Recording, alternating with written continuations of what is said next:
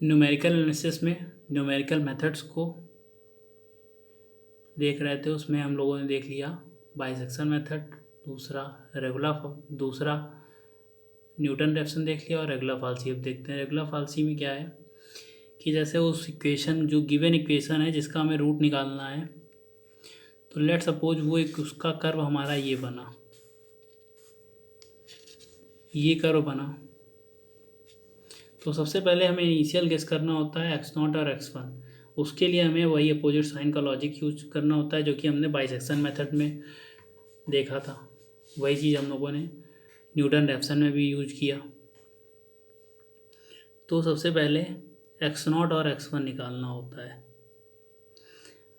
जब हमने x0 पे वैल्यू अगर निकाला तो हमें जो एक इक्वेशन मिलती है x0 और x1 पे, ये जो दो पॉइंट्स हुए, इन दो पॉइंट्स से मिलाती हुई एक लाइन खींचा। वो उस वो जहाँ पे एक्स एक्सिस को कट कर रही है, पहले हमने इनिशियल पॉइंट्स गेस किए अपोजिट साइन वाले। उसके बाद ये जो हमें दो पॉइंट्स मिले अपोजिट साइन के, उसमें हमें एक लाइन खींचा। वो एक्स एक्सिस का जहाँ कट कर रही है उसका एक्स एक्सिस वाला पॉइंट निकाला। उस पर हमने फिर इस कर्व पे वैल्यू क्या निकल रही है, वो ये पॉइंट निकाल लिया। और हमें ये पॉइंट पता है क्योंकि ये निगेटिव है और ये अभी भी पॉजिटिव है, तो ये लाइन निकाला, उससे हमें ये पॉइंट मिल गया। फिर इसी तरीके करते करते हम रूट के पास पहुंच रहे हैं। तो हमें यही प्रिंसिपल यूज करना होता है रेगुलर फाल्सी में। उसका डायरेक्टली फॉर्मूला जो होता है, अगर हमें एक पॉइंट पता है x0 और दूसरा पॉइंट पता है x1, तो हम डायरेक्टली x2 पॉइंट हम बता सकते हैं।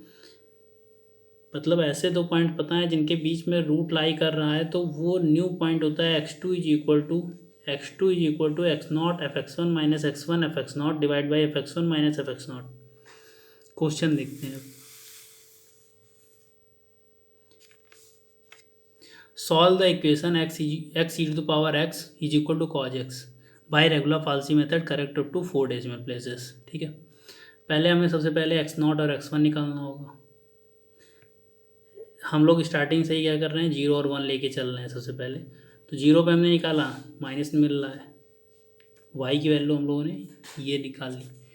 अब यहाँ पे 0 रखा तो -1 मिल रहा है, 1 रखा तो ये वैल्यू मिल रही है। ये वैल्यू हम देख रहे हैं कि ये पॉजिटिव है। कैलकुलेटर से करेंगे तो इससे हमें ये निगेटिव मिल रहा है और ये हमें पॉजिटिव वैल्यू मिल रही है, यानी रूट 0 और 1 के बीच में ही लाई करेगा।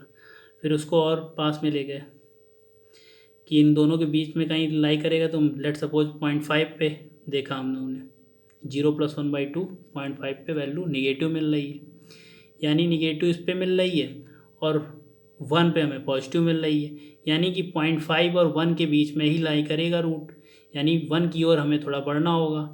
तो 0.5 से 1 की ओर बढ़ेंगे तो 0.6 पे वैल्यू निकालें। अगर 0.6 पे अगर वैल्यू निकाल रहे हैं तो हमें क्या मिल रही है, पॉजिटिव वैल्यू मिल रही है। और 0.5 पे हमें क्या मिल रही थी, निगेटिव वैल्यू मिल रही थी। यानी कि हमने ये पता कर लिया कि रूट जो है 0.5 और 0.6 के बीच में ही लाई करेगा। अब एक को हमें x0 लेना होगा, एक को हमें x1 लेना पड़ेगा। x0 हमने ले लिया 0.5, x1 ले लिया 0.6।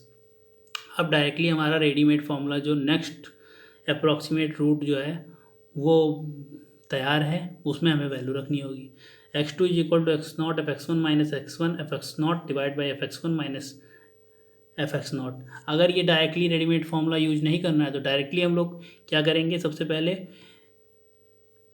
x0 और x1 इस पे हम लोगों ने y0 और y1 निकालना होगा। तो x0 y1, y0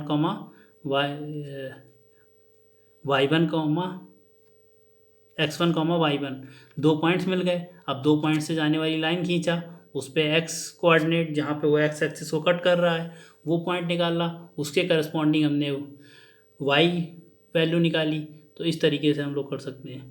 तो यहाँ बेटर है कि इसका यूज डायरेक्टली कर लेते हैं तो जल्दी हो जाता है। तो यहाँ x0 और x1 की वैल्यू यहाँ पे रख दिया, तो हमें वैल्यू क्या मिल रही है, ये मिल रही है। और इस पे हमें y की वैल्यू क्या मिल रही है, निगेटिव मिल रही है। और इस पे हमें क्या मिल रही थी, x1 पे पॉजिटिव मिल रही है। यानी रूट जो है किसके बीच में लाई करेगा, x1 और x2 के बीच में लाई करेगा। तो अब हमारे लिए जो नेक्स्ट जो अप्रॉक्सीमेट रूट होगा यहाँ पे रिप्लेस कर देंगे x0 को x1 से और x1 को x2 से। तो जो x3 या x2 डैश जो न्यू पॉइंट मिला, क्योंकि x1 और x2 के बीच में ही लाई करेगा, क्योंकि निगेटिव इस पे वैल्यू मिल रही है, x1 पे पॉजिटिव वैल्यू मिल रही है, इन दोनों के बीच में। अब यही फॉर्मूला लगाया तो हमें न्यू अप्रॉक्सीमेट रूट क्या मिल गया, ये मिला। इस पे हमें क्या मिल रही है, निगेटिव वैल्यू मिल रही है, ठीक है। अब अगर इस पे निगेटिव मिल रही है तो पॉजिटिव किस पे मिल रही थी, पॉजिटिव हमें